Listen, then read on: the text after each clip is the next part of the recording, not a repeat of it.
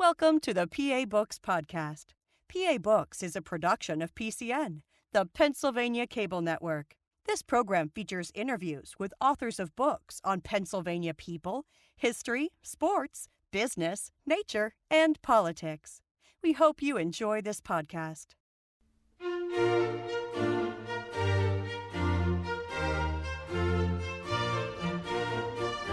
This week on PA Books, the authors of The Houses of Louis Kahn, William Whitaker, and George Marcus.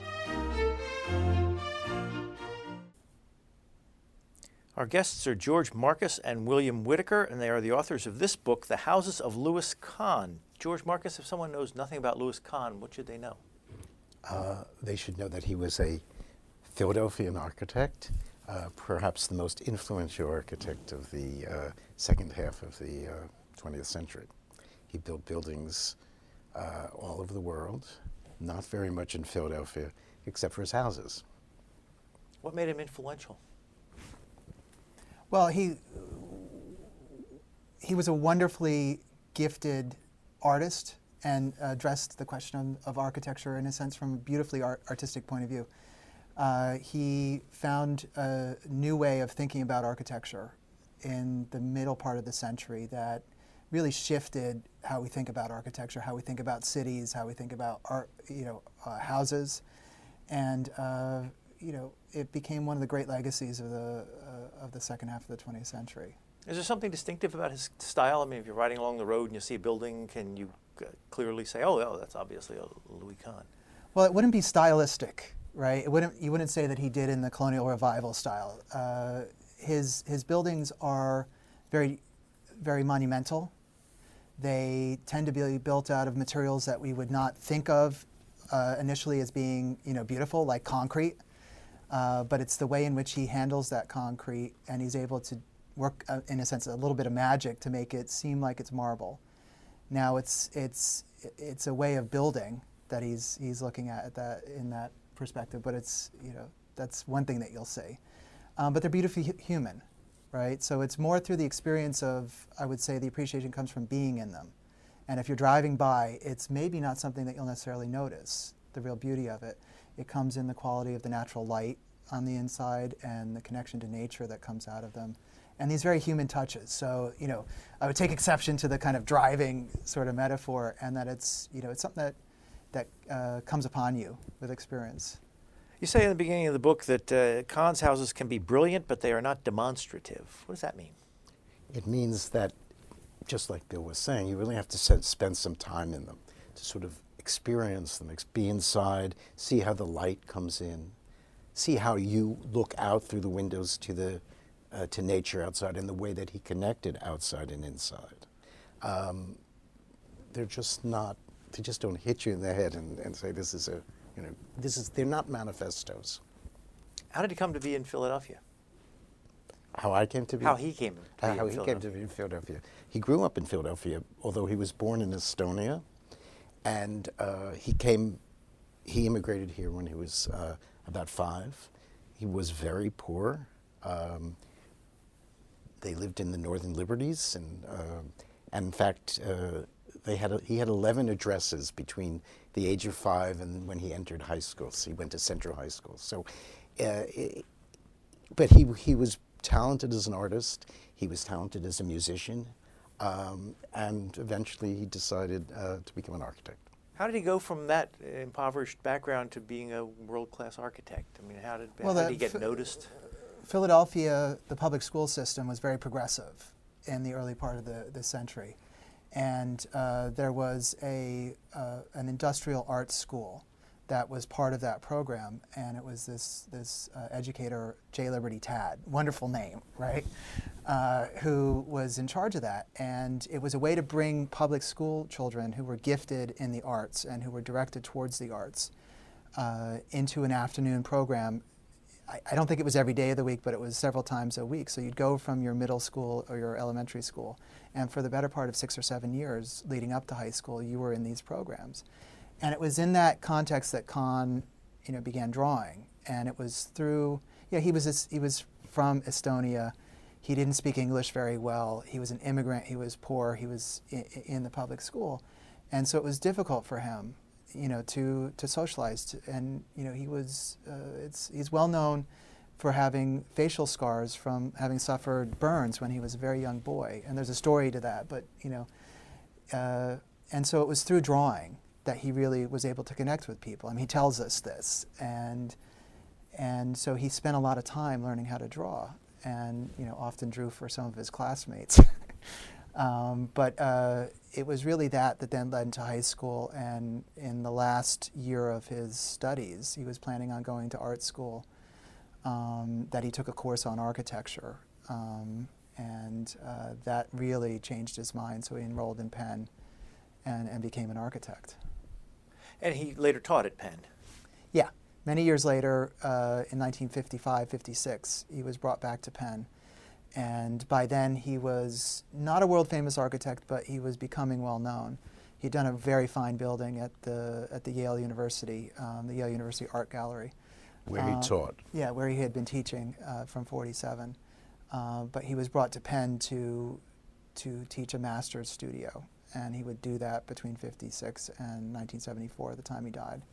How does a young college student who's studying architecture get somebody to trust them to build their first building? I mean, this is not like commissioning a portrait or a garden. Well, it's a building.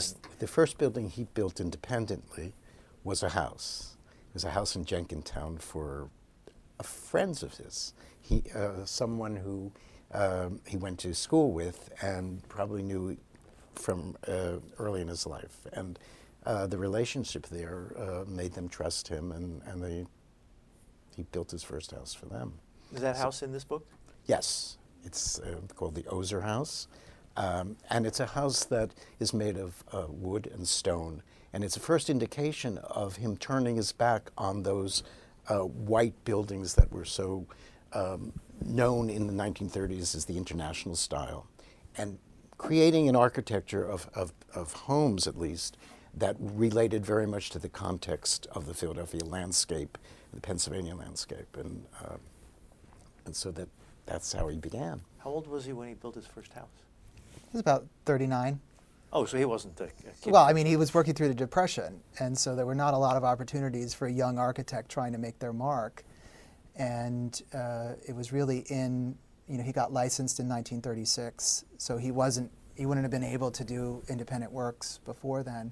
There were some minor works that were really alterations that precede the Ozer House, but it was tough times in the late Depression. But it's first works for an architect are always a challenging thing. Either it's a competition, right? For example, that there'll be a blind competition and you'll enter and you'll succeed and you'll get out there and you'll win, or you're doing a house for your mom or your dad, or for a friend, and so that's this is what the case is here. During the 30s or the later 30s, he worked for the government on mass housing, so he had some sense about housing, but not individual housing. And it's funny that he built 9 houses only, all in the Philadelphia area, but he never lived in a house. He always lived in a row house. So the idea that he was building a house gave him the opportunity to be somewhat unconventional, to sort of rethink the idea of what a suburban house is. So your book says he built 9 houses and designed another couple dozen. What happened to the couple dozen that he designed and didn't build? Well, various reasons. Sometimes they were too expensive. He couldn't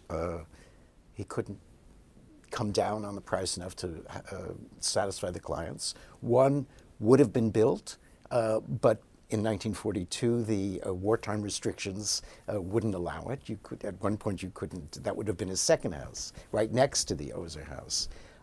Another time, a family in Rydal, Pennsylvania, was just about to build a house. They actually rented the house next door so they could watch it going up. And then 2 days before they were breaking ground, they called and said, we're stopping. We're not going to build this house. He just was furious. He had no idea why. They never told him, but it turned out they decided they were going to get a divorce instead of build a house. But it was, it sort of was very sad, but and for some reason they just couldn't tell him. And what were the years from the first house he built that's in this book till the last house? 1940, 42, which is the first house, till 1973, which the year before he died. Can you see a progression in his work from the earliest houses to the later houses, or is each one its own Well, that thing? was one of the things that was remarkable about working on the project was there's been many books about Kahn.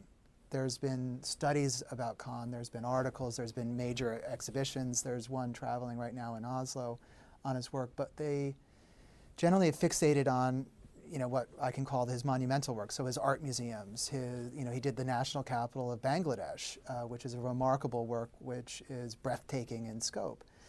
But people have always overlooked the houses, seeing them kind of as a lesser genre, of lesser importance. But what we discovered is you can literally go from his very beginnings as an architect in the late 20s, and by looking just at his ideas about private houses, as his designs for private houses, how he represents those ideas, take it clear through to what we discovered to be essentially his very last commission, just a few weeks before he died, for a house out in Long Island for Simone Swan, who was also who was a client for one of the art museums. And it would have been this very simple, very basic house out in the Hamptons. And so just in that very fact, you see this remarkable evolution in his architectural thinking that if you were just looking at the monumental work, you miss part of the story, because this really provides that connective tissue in the 1920s and 30s, where he's evolving from someone who's classically trained and where history is important. And they're not forgetting that we live in a modern world. So their classicism is not a fixed vision of classicism. It's one that engages with the modern world. To the idea that you divorce yourself from history, right? Which in the turmoil following World War I, there were many architects, especially in Europe, who were just really searching for another way to think about life in the world, right? And there's an amazing flowering of artistic expression coming out of that tumult. And Kahn is, in a sense, caught up in that. And by the 1930s, you really see him engaging with that. I mean, he's an artist, he's a painter, so he's looking at that, but he's also an architect, and he's looking at buildings that are being done. So when you think about some of what was being done, it's abstract, right? So it's a white box, right? And it's very clean line. There's no ornament on it. And this was really radical. And while it was happening in Europe, it was also happening here in Philadelphia in the late 20s and early 30s. The best example is the Philadelphia Savings Fund Society building at 12th and Market, which is now a Lowe's hotel. And it's important in many ways as an example of American modernism. But Philadelphia was different, right? We had a different sense of what modernity was about, because a lot of the industrial age was here too. And so we had driving forces that shaped our context. But anyway, you can go all the way through to the 1940s, 50s, 60s, see his ideas about architecture evolving, developing, and by the 1950s really becoming a unique and profound statement about architecture. I read you, speaking of the PSFS building, you say the Federal Housing Authority, FHA, would not guarantee the mortgage for the Oser house because it was modern. And ironically, the Philadelphia Savings Fund Society, PSFS, with its landmark international-style headquarters towering over Philadelphia, rejected Fred Cleaver's mortgage application because as an advanced modern structure, the house was not considered marketable. So even though that bank was in this building that was so modern, they wouldn't finance a house. I think the upper directorship and the people who actually approved mortgages had different points of view about what a house had to be in order to get a mortgage. So what was the process here? If you wanted to build a house, you called up Louis Kahn, a world-famous architect. How would you persuade him to build a house for you, and what criteria did he go by to decide whether to take the job or not? Well, he said he never wanted to refuse a commission because there was always something to be gained by it, it was a challenge. So that it was a matter of time. If he had time, he could do it. And he wasn't world famous when a number of the houses were built. Anyway, by that point, by the time he got famous, people came to him for trophy houses, for the last 2 or 3 houses. His clients all rich? No, I mean, and that's one of the things that's remarkable about his work is you get a sense that he would engage with a client that their means. I mean, they had to have enough means to build a house and so they were not, a low-income family.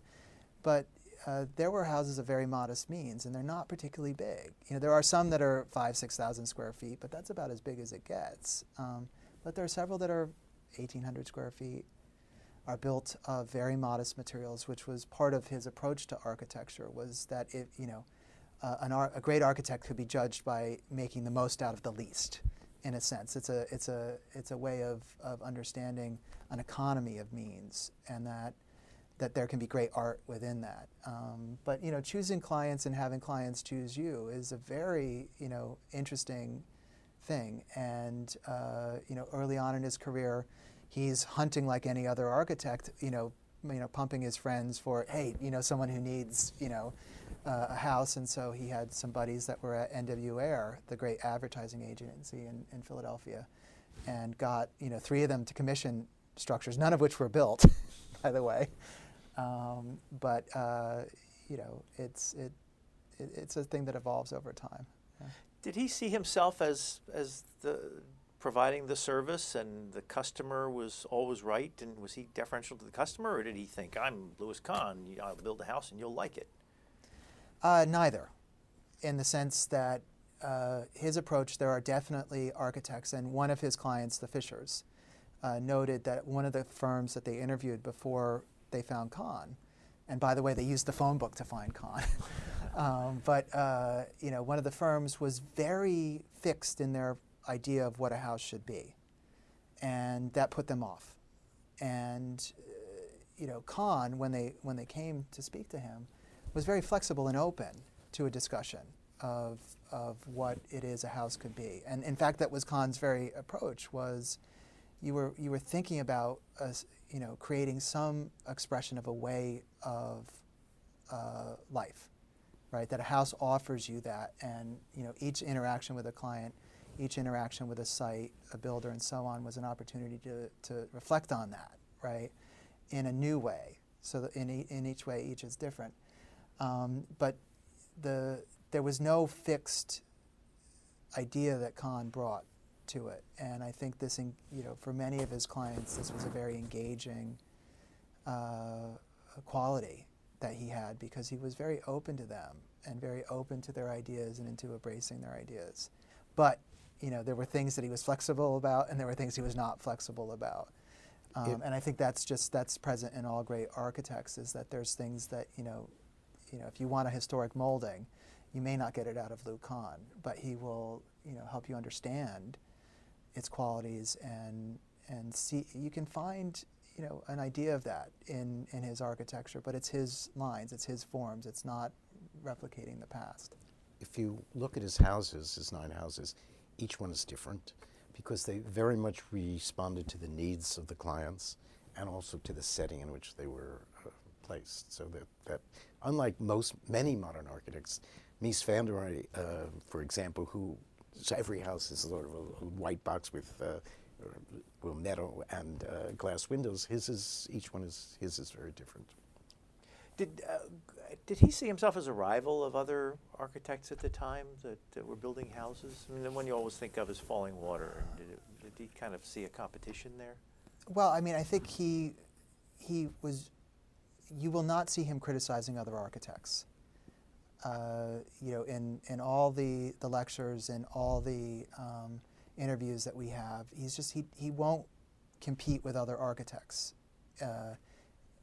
Inside the drafting room, he would see things and be a little bit more open in a small way. But I think he was always striving to achieve the highest levels of design, to get attention, and so in that way, he was a rival, and could have jealousies that all great artists do in seeing the success of others. But in Philadelphia, there was plenty of space for architecture, and I don't think that I don't know of any instances that I've heard where he was like, cursing out another rival. What was he like to be around? Neither of us actually met him. He died in 1974. But he apparently was very charismatic. you just hear lots of stories about people who would, sit in on his lectures and just be thrilled with it. No, he had a magnetic charm, and he had a certain physicality to him. I mean, I mentioned the burns he had. I mean, he was not necessarily a handsome man in the conventional sense, but he was a very attractive man in terms of his presence, his physique. I hear this from people who worked with him. We spoke with many of his clients, so that you can get a certain picture of him. And he was very, he had a spring to his step, right? His office was at 15th and Walnut, and there's some images of him from a documentary in the 60s. And you see he's kind of throws his coat over his shoulder, and he's, wears a bow almost tie, prancing across the street. But he was very magnetic, and so in a conversation, almost everyone that you hear who had this experience it was like he was speaking just to you, and there was this incredible connection, this incredible human connection that he could make with individuals that he was talking with in a small-scale conversation in an audience. It didn't work with everyone, but it worked in important ways, and very gregarious and talented musician. So he could, after a long day's work with the guys on a Sunday in Philadelphia, this is a favorite story of mine. He's working on one of the housing projects during the war, and in Philadelphia you couldn't get alcohol. You couldn't get a drink on Sunday at the end of the day. So they were working on a Roosevelt was still president. They were all Democrats, but they had to join the Republican club to find a place to get a drink that night. And they walk into the joint, and he walks right over to the piano, and it's an upright piano, and the guys are getting the drinks, and he starts playing Rhapsody in Blue, right? And he plays it with such force and with such energy. It captures everyone in this room. And the person who relayed the story is that he didn't know if he had an extensive repertoire of tunes that he could play, but he really did play that with gusto, with real spirit, and it just it made the party in a sense. So.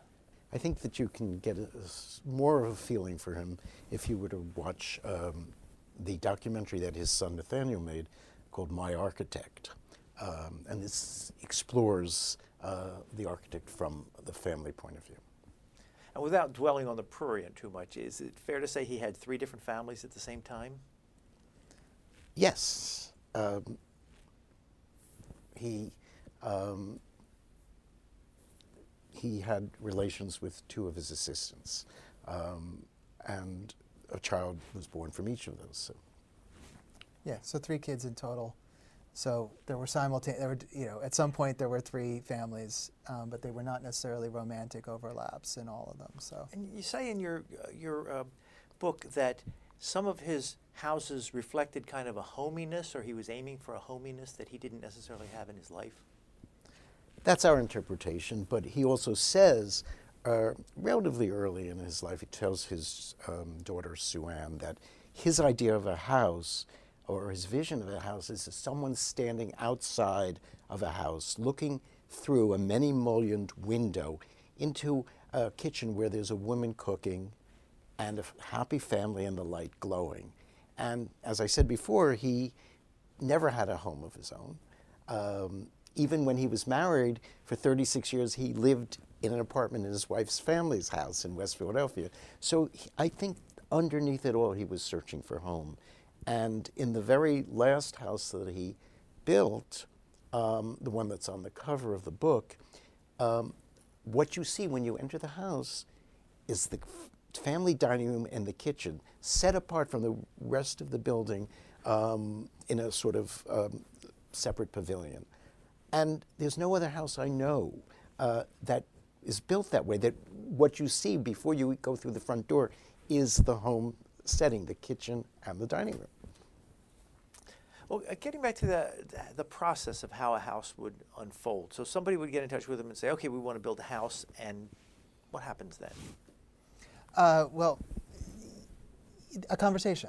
I mean, there'd be a meeting, and I think any architect would have this sort of exchange where you're not necessarily committed to doing the design, or the client's not necessarily committed to hiring you, but you're having a conversation that involves a discussion of what are we, how might we do this, right? And from that point you put a deposit down, and we have some receipts for $250 to begin sketches. And was he expensive compared to other architects? No, for architects there were fixed fees. And so, generally for houses, there was a 10% fee. And these are things that were established by the profession of architecture. And, you could negotiate that if you're designing furniture, there may be an added fee that's separate from the commission. Over time, that's changed because houses are a very expensive thing relative to what an architect has to do versus, a 400,000 square foot laboratory building. Because of repetition, there's actually less design work given the fees, so that you actually have the potential of making a profit, where I think architects always lose money designing houses. It's very difficult to do a great house and not lose your shirt in it. But some first sketches would happen fairly quickly with Kahn, and it would be just, after that initial conversation, just a quick impression. 3 or 4 sketches. He might make dozens and dozens of them in the office before this presentation with a client. And then it might be 4, 5, 6 months, depending on his schedule, before they would meet again. So I think he felt the desire to make a quick connection to establish a relationship, to establish a rapport with a client, to build something that then would stew for a while. Because he had many other projects going on at the same time. And this is, he had to have his hand on everything. So with the volume of work that was in his office, there were always things that were, being put on a back burner for a while, regardless of their size, regardless of their significance. It was just a way of kind of moving pieces around, to manage his time. Did he do a lot of hands-on with each of these projects, or did he farm it out to people? He had his hand on everything. The people in the drafting room always said there was only one architect in that office. And right. We can see that because for some of the houses, he also designed furniture.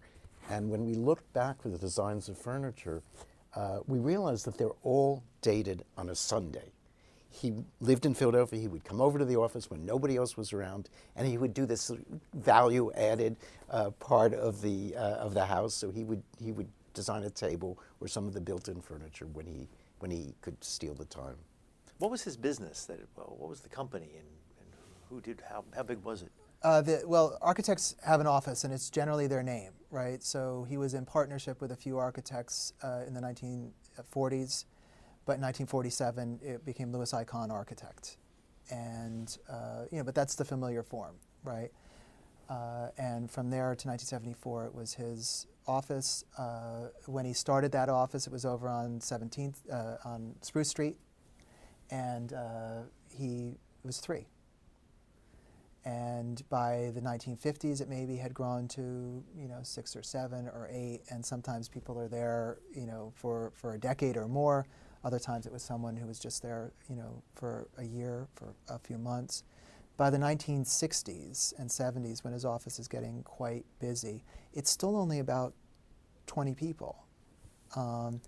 Now, he was teaching at Penn, and he could bring in a night shift, and I'm saying that metaphorically, that his students could come in, they would charrette. And charretting is it's a French term that's all architects know.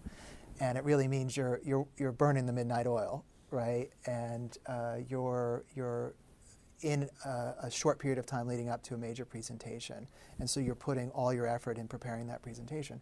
He could bring the students in to build models, to work on finishing drawings overnight, while the 9-to-5ers, you might characterize it, were resting up and then coming in. So in that period of the 60s and 70s, the office is at 15th and Walnut, 2 floors of a building that still survives. It's still there.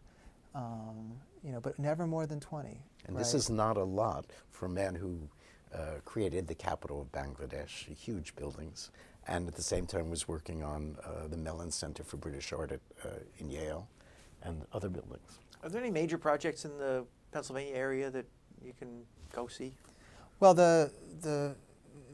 for us, in Philadelphia, the building that really put Kahn on brought him to world attention is the Richards Medical Research Laboratories at the University of Pennsylvania.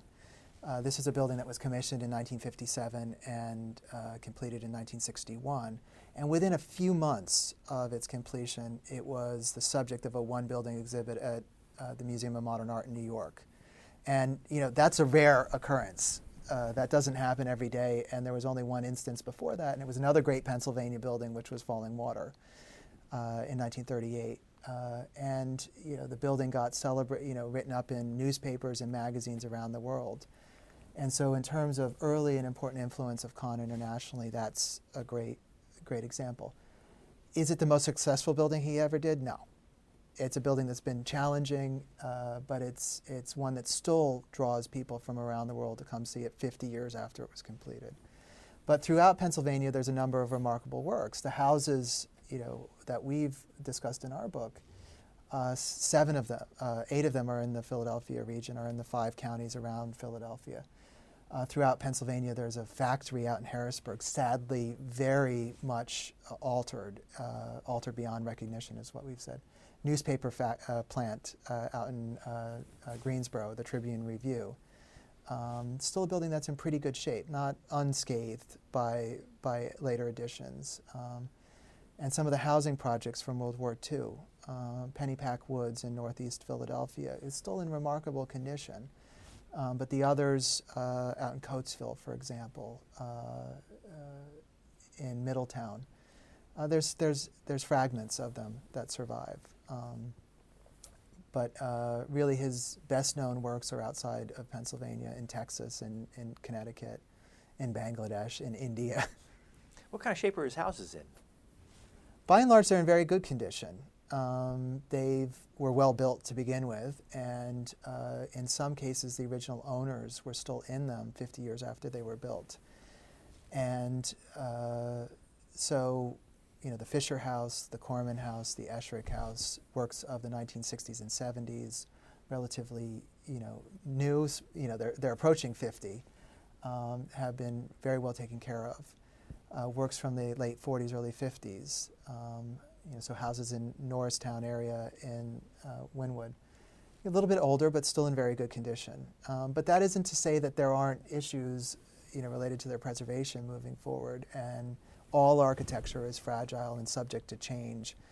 And change is just a natural course of weathering and aging, but it's also insensitive changes that occur over time. The second owner of the Janelle House, the house in Wynwood, hated modernism and stripped the house of many of the interior furnishings that Kahn had built in, and made it a colonial revival interior. That's since changed back, but there were certain things you could not bring back. So those changes and things can happen very quickly, especially in a private house. Are any of them open to the public? They're all private houses, we have a unique opportunity through the Architectural Archives at the University of Pennsylvania. This is where Kahn's papers are held. And over many, many years, the archives has built a relationship with the homeowners, because many people want to visit them from around the world. And often they'll come to the collection at Penn. They'll see some of the drawings that are there. They'll see the exhibition gallery that's there and see some of Kahn's work in terms of what he did in the drafting room on display. But then they want to extend their visit in Philadelphia in some ways. So over years, the archives built a series of relationships with the homeowners that made it possible on special occasions to arrange for tours and visits to the houses. And so they're not open to the public, but that isn't to say that they aren't accessible. And I think the owners realize the special legacy they have. They realize what those houses have given them in terms of the experience, in terms of the qualities they have, and they all remarkably, in a sense, seem open to sharing those experiences with others. Well, I was going to ask, when you wanted to put this book together and you approached the owners of each of the houses, did any of them think, well, I want my privacy? That's not, people love to see their houses in print, and the Kahn houses have been in magazines before, but never kind of comprehensively discussed in the way that we did our book. We only had one, for us there was one house we couldn't visit, and it's really the circumstances of that individual just made it so that it was not possible. And so we really had to really hunt down photography for it. One of the things we did in the book was commission new photography to show these houses in the best light. And often they had never been photographed. And so this was our only way of publishing them, was to create new photos. There was one house that we couldn't do that. So in the last minute, we found a colleague in Switzerland who had access to it in the early 80s, who was able to take a few shots that were good enough to put in the book, and really brought that house into a special light. Well, let's talk about the individual houses. You mentioned the Oser, is that it? The first house? Yes. What's distinctive about it? What should people know about it? What interests you about it? It's his first house, Right. so it's Right. I think, people love to go to Frank Lloyd Wright's home and studio in Oak Park, Illinois, and to see the place that he lived and worked. For us, this is where Kahn began his career, and so it's your first definitive statement. So what does he do? He's not building a white abstract box. He's building something that's built out of local stone, right? So we have the Philadelphia region is blessed with a remarkable tradition in masonry construction. That's bricks and stone. We have wonderful building stone in the area, great variety, and from the colonial period onwards, our architectural traditions have reflected that. And Kahn built on that tradition in the Oser House. So he's not, in a sense, abandoning history, especially when it comes to great building. You also see it's something that, it does not have a pitched roof. It's got a flat roof. It's got windows that are horizontal. They're not vertical. And so in a sense, he's breaking with tradition in interesting ways. The interior is not, it's more what we would say is what we see in our contemporary houses, is that you have a flow between living rooms and dining rooms, between various parts of the house, which at that time was something new. Which is one of the reasons why he couldn't get a mortgage for it. But he also made a fireplace wall out of local tile from the Mercer Tile Works up in Doylestown. But interestingly, he was more interested in the texture of the tiles than the finish that the Mercer expected you to use. So he turned all these tiles around, so you saw the back of it, where the color is much more mottled and subtle. So I mean, he was taking tradition and reinterpreting it. Did he get down to the details of saying this wall will be this color and this floor will be this type of tile? These will be the drapes? Oh, absolutely. There was not a decision that he didn't have a hand in. I think, there was not always, it just was, it always had to be that way with him, right? And that's why the buildings took longer to design. The Fisher House took 4 years to design, right? 3 years to build, right? That's 7 years from when you commission a house to when they move in. Not all of them were like that, and some of it had to do with the circumstances of the volume of work he had in his office at the time. But it reflected that he had to, to make all decisions. I mean, it's a little bit of an exaggeration, but when it counted, his hand was there, And right? His eye was there. For the Oser House, he took it upon himself to actually acquire all of the freestanding furniture also, chairs and tables, in addition to cabinetry that he built in. He designed a bedroom set for the house, and selected the draperies also. It also could be said it was a one-man office at that time, Right. so there was nobody else to help him out at that time. So. Right, but the clients could have rejected that and Yeah. brought in their own furniture, but they decided to let him do what we would call a complete work of art. Now, two things you hear about Frank Lloyd Wright houses or buildings are that the roofs leak and the houses aren't necessarily comfortable to live in. There are similar types of problems with Louis Kahn houses? Not what we hear from the clients. I mean, there were some problems, but generally the clients are have been very happy with their houses. Well, I think the Oser House in particular, and there's a wonderful story of the third owner of the Oser House. And, there's a letter that we discovered in the process of going through the research for the book. And it's one of those remarkable things where if you don't uncover every stone, you miss some real jewels. And it was a fan letter to Lou Kahn. And it was completely unexpected, and he writes back of his delight in receiving it, because one of the things that he brought to his architecture was this sense of a responsibility to the future, right? And that a house should not be so idiosyncratic to the architect or to the client, right? And so Frank Lloyd Wright houses can be very idiosyncratically his, right? They're defined by a certain stylistic approach, a certain conception of architecture is a better way of saying it, that is unmistakably Frank Lloyd Wright. Kahn's houses are more subtle in that way, and they're neither his nor his clients', and they are, in a sense, trying to establish offer, in a sense, a way of life, right, that can then be picked up by the next guy, the next family, the one after that. So this wonderful letter from June Silver, the third owner of the Ozer house, is just, she hasn't even changed her stationery yet. She crosses it out and puts Stetson Road on it and just said, I had to write to you because of how beautiful this house. It's like you had designed it for us, for our family. We could not be happier. And if I didn't write this to you, I would simply burst, right? And it's a wonderful letter. And she says somehow deep in your subconscious, 20 years ago, you were building this house for us too. How often do these houses come on the market? Well, we mentioned that many of them stayed with the families for decades. The Corman house is still in the Corman family, although it's the eldest son lives in it now. But sometimes it was just a few years. The Ozer house, it was 4 or 5 years, and after the war, Jesse Ozer and his family moved out to Los Angeles. And the Esherick house, the client, Margaret Esherick, who is a bookseller in Chestnut Hill, died 6 months after the house was built. She was a young woman, but... You mentioned that one of the houses, and maybe more of them, are in the National Trust. Well,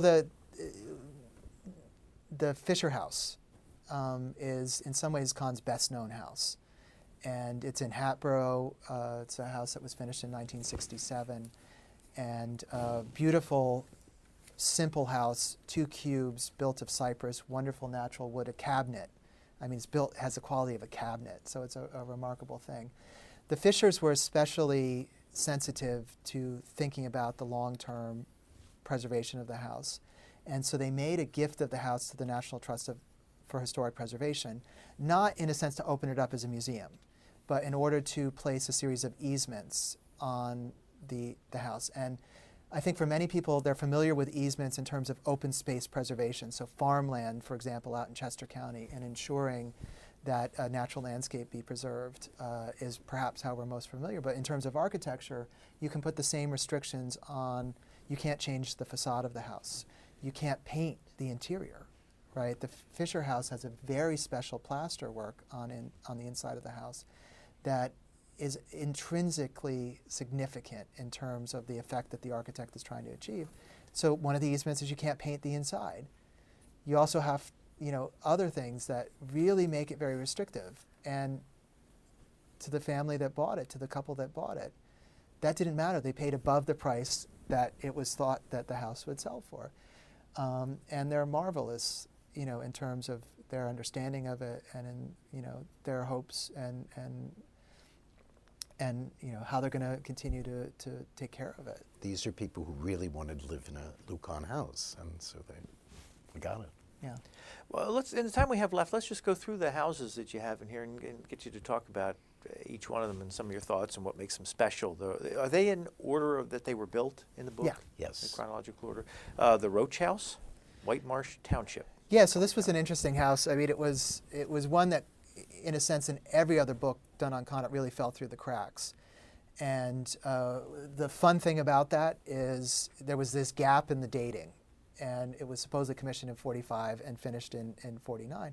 And for several years, we didn't know what was going on. We couldn't, did the client, was it this amazing design process that we've lost connection to? But it turned out that the United Nations, when they were determining where they would have their headquarters, Philadelphia was the major contender.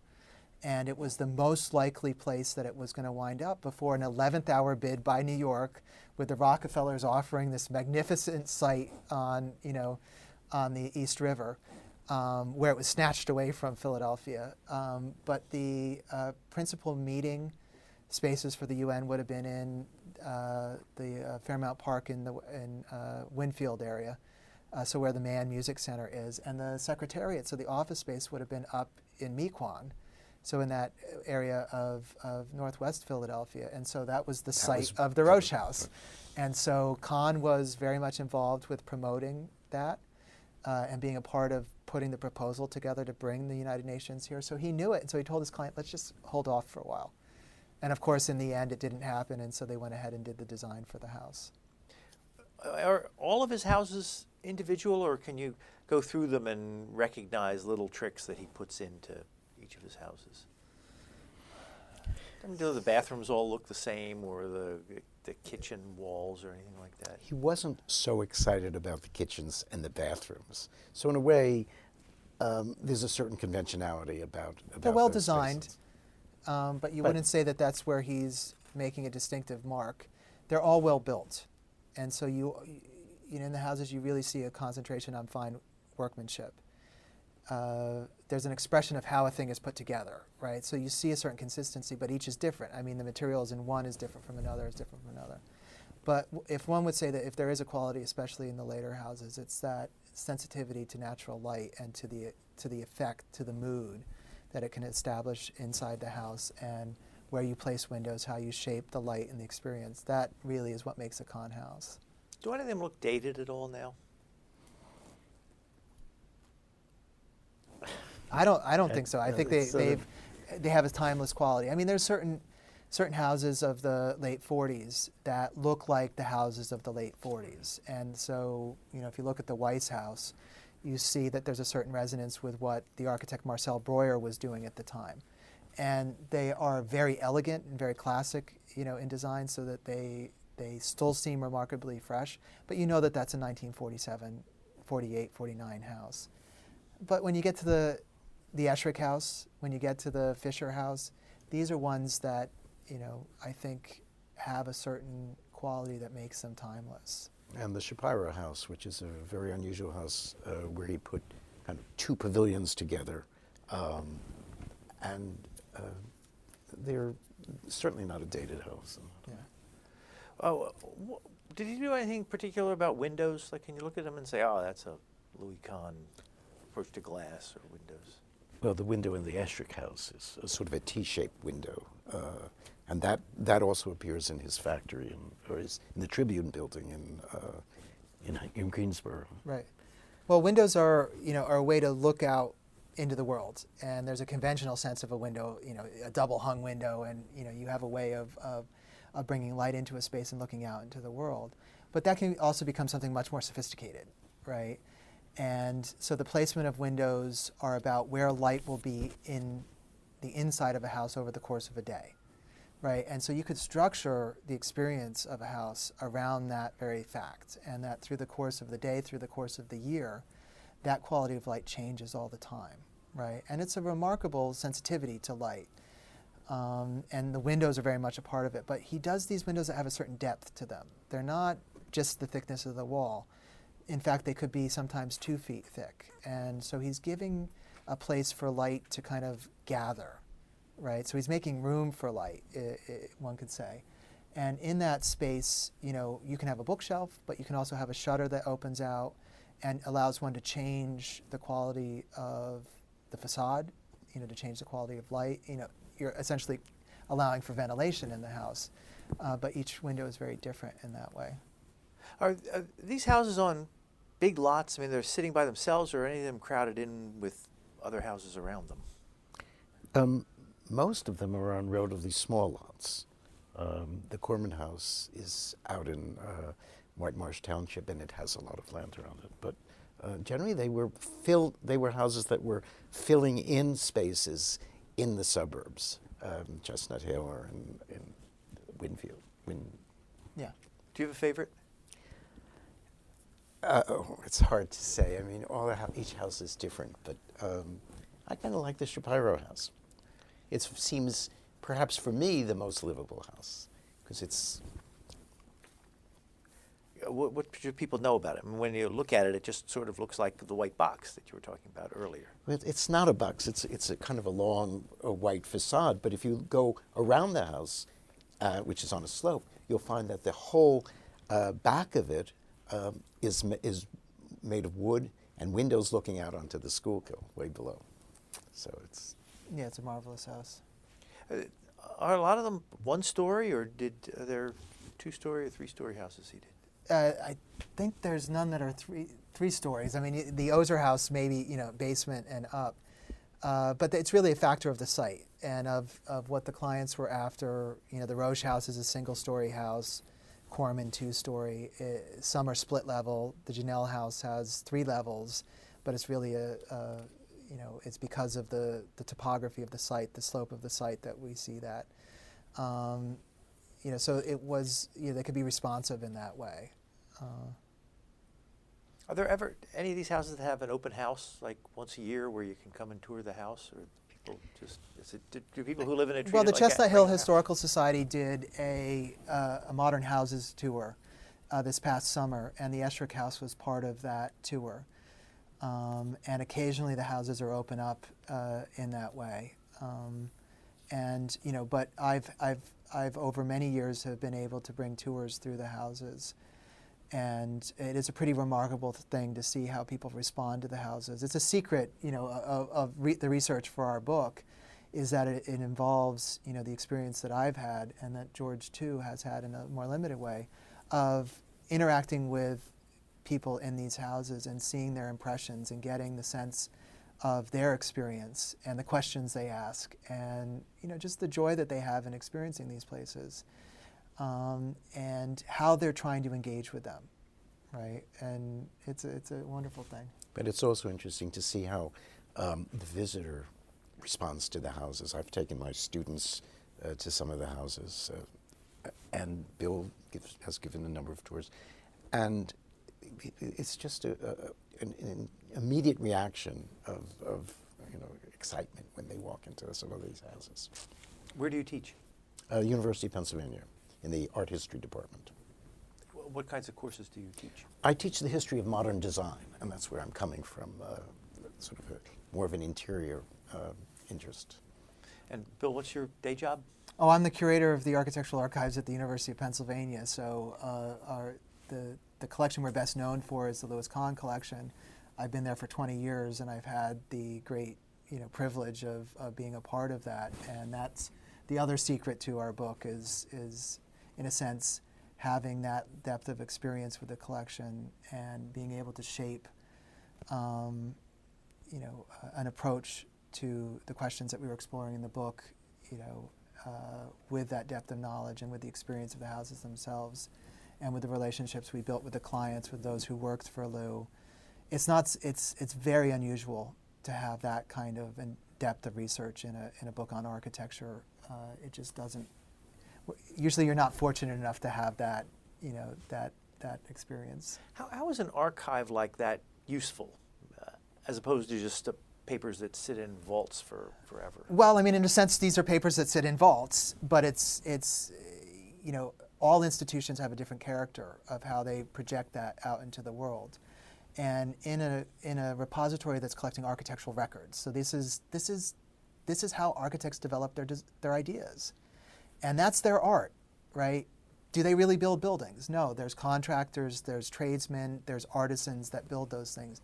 The architects, their art is in how they bring those ideas together, how they handle the pressures and tensions of a design process while having, ideas that relate to what art is about, what the art of architecture is about. How do you harness them and bring them through this process that can be very compromising, right? It's a very tense process. It's a very deliberative process.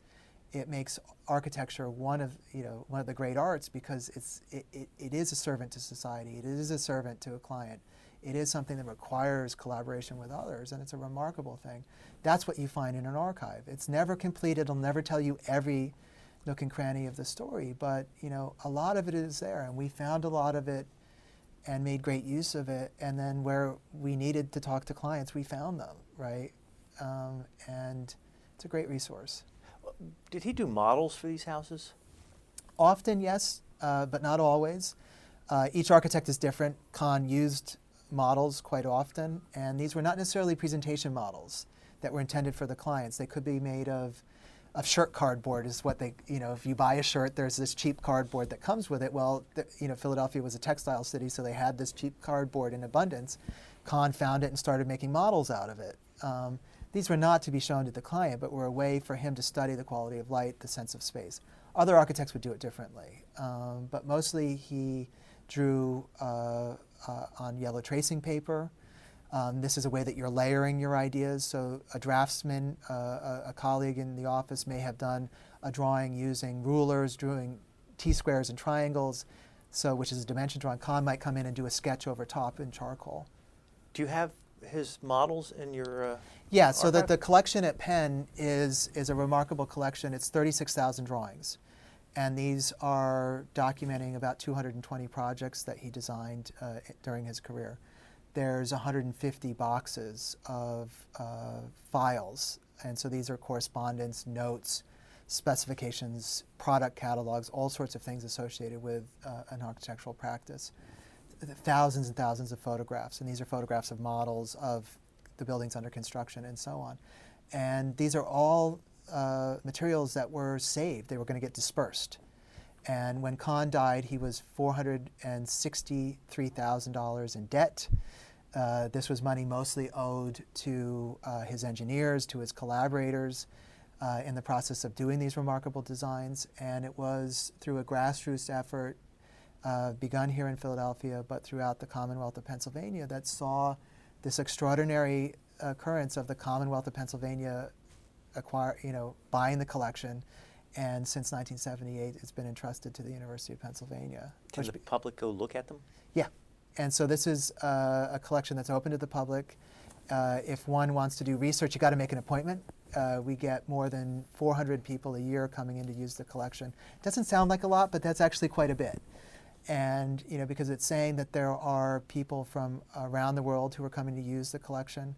And so most recently we had about 4 people from Italy in the reading room at the same time, looking at different aspects of Kahn. We have many other collections at this point. The Kahn collection really gave us the nucleus around which we have 390 collections now, and great Philadelphia architects, but also international architects. But we have an exhibition gallery, and there'll be an exhibit focused on Kahn's houses that will open in February. Kahn's birthday, February 20th. Well, we are out of time. We've been speaking with George Marcus and William Whitaker. They are the authors of The Houses of Louis Kahn. Thank you very much. Thank you. You've been listening to a podcast of PA Books, a production of PCN, the Pennsylvania Cable Network. Full episodes of PA Books, as well as other PCN programs, are available to stream with the PCN app. Visit PCNTV.com or the App Store for details.